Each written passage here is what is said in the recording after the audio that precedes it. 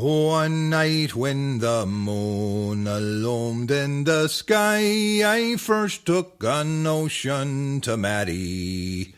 So I put on my hat, and away I did fly. You'd think I was in a great hurry.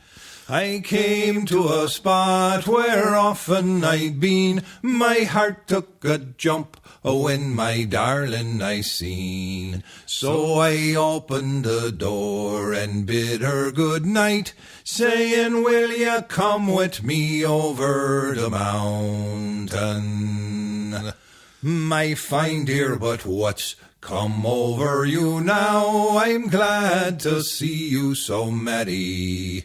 It's now 12 o'clock, you should be in bed, but come in and I'll waken my mammy. If you think I am jesting, my jesting is real. I've courted 12 months, and I think that should do.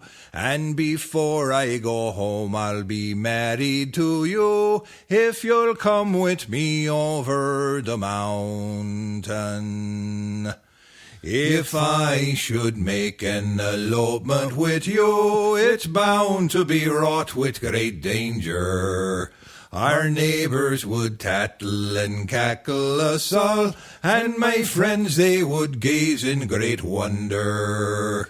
Well, let them all tattle and cackle away, consult with yourself, for it's very near day. And I don't give a rap what the lot of them says, if you'll come with me over the mountain. Well, I must away, it's home I must go, for I think it is fitting and better. So farewell, my darling, farewell for a while, and let this put an end to the matter.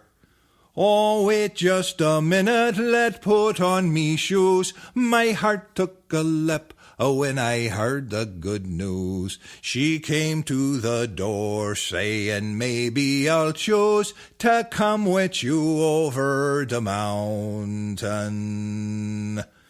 By this time the moon had sunk in the west, for the dawn of a bright summer's morning.